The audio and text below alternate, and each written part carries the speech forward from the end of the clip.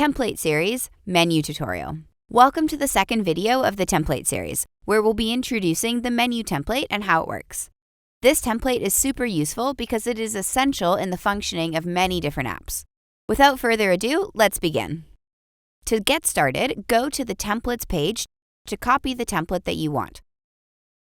Then we can use it. I won't be showing you it in this video, but you can also copy other features like this menu wrapper node and put it in another project to use with the menu or an existing project or combine with another template. For that, I encourage you to go and see the videos in the complete guide on how to combine templates. Here, I'll be explaining in more detail just the content of this template. The menu template allows you to create a menu with different pages. And this menu is very responsive. We can see that when we are in phone mode, we have the burger menu like this, which appears on the side. And then when we change pages, for example, if we're now on a computer, we can see that the menu is different, and we have a menu like this at the top. From there, we can click to switch from one screen to another. The template uses mainly two mechanisms to work. The first is the screen system. So this node is a screen node. The screen node is a node that contains several screen subnodes like this one, and this one. And the purpose of these screen nodes is going to be the content of the page we are going to display, depending on the screen that we're on. So here it's very simple. We just have to have a text here that says Screen 1, Screen 2, Screen 3, and Screen 4. And that's what the screen allows you to do. Then, in addition to that, we will have some navigation. So here in this case, we see that this navigation at the top, which will allow you, when you click on it, one of these buttons, to change to the screen currently selected. And how does it work? If I go to the screen node here, we can see that there's a variable called current screen. If I go to my variables, we can see that it's declared at the top of the menu wrapper. So this is actually a variable that will allow us to know which screen is currently selected.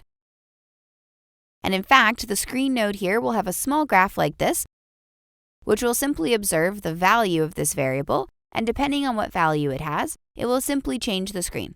So this is an action. It's called Change Screen, and it will allow you to switch from the screen that is currently visible to another screen. So if the current screen variable changes and we set its value to Screen 1, we display Screen 1. The same thing happens if we have Screen 2, Screen 3, or Screen 4.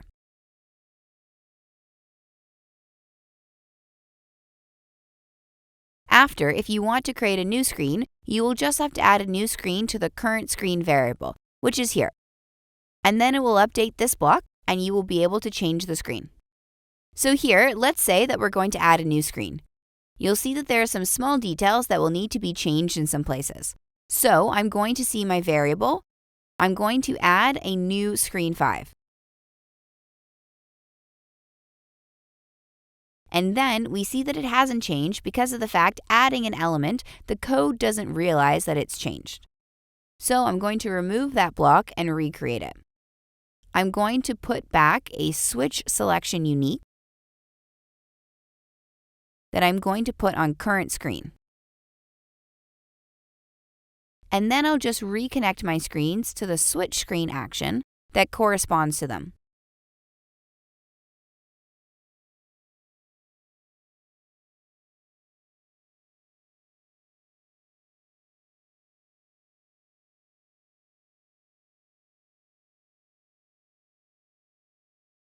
So you can see we only have 4 screens because I changed it in the variable here. But in fact, before I use it, I'll have to add a screen to the screens here. It's very simple to do. At the top, we have the road, and that's when it's a router, but we won't see that in this video. This screen is when it's a screen. So if I add here a screen like this, we can see that it was added to the bottom. And so, for example, to change it, I want to put an image. So I put an image in, and I will put a button, for example, and you'll be able to see the difference in a second. So this is my Screen 5. And here I go back and I do a change screen. So I've just updated the screen part. But it's also interesting to see that there's a navigation part that allows you to manipulate the screens.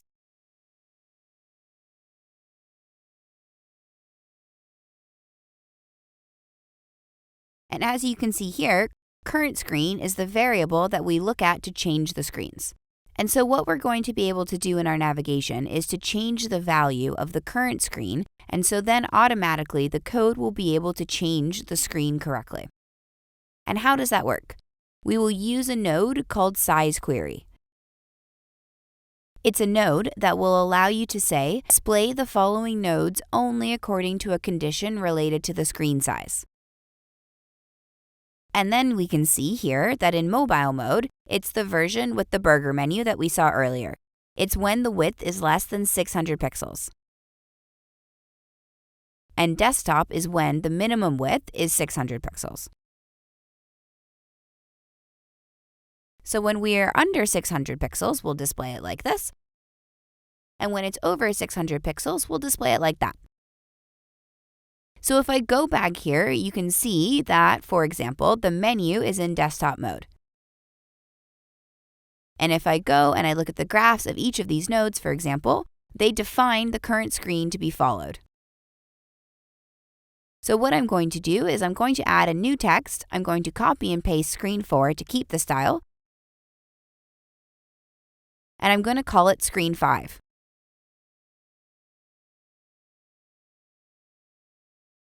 And this is actually what I'm going to do to make it so that the current screen is displayed in black, as you can see here.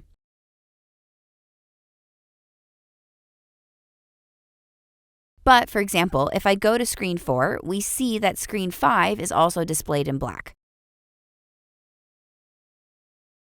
And what's this? It's simply because we have said that we deactivate it because it allows us to say that it is the current screen. Then we manage the style in the deactivated part.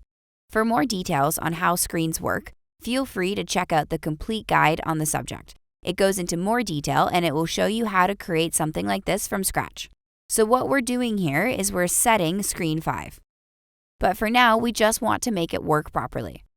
So here, as you can see, we can't define current screen. It stops at screen 4 because that's the old version, and the other one hasn't been updated. I'll just remove this and recreate it like this. And then I'll set screen 5. So if I hit play now, you can see that it does display screen 5 and that the others work just like they did before. However, if I switch back to iPhone mode and do this, you can see that this is not the case here. Here again, it's simple. We see that we only have 3. So we could add the 4 or the 5. It's the same principle, so you can just go back and repeat it the same way. So I'll just show you with the 4. I will copy and paste it. I will be able to put the screen 4 here, and we do the management of the deactivation as we did earlier. We transform it into a formula, and we say current screen equals screen 4.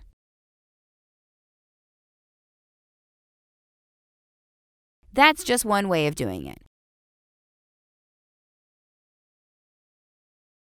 There's another way of doing it too, and to show the 2 different ways.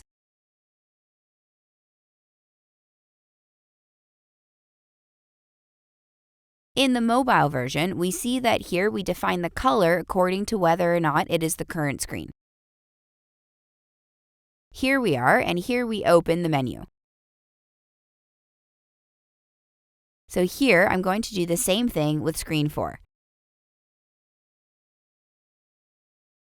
And so, if I hit play, it has added the button in question for screen 4. And that's it for the menu template. We hope that you liked the video. And as you've seen, the template has a certain number of features that are essential for a lot of apps. We can't wait to see how you're going to use them.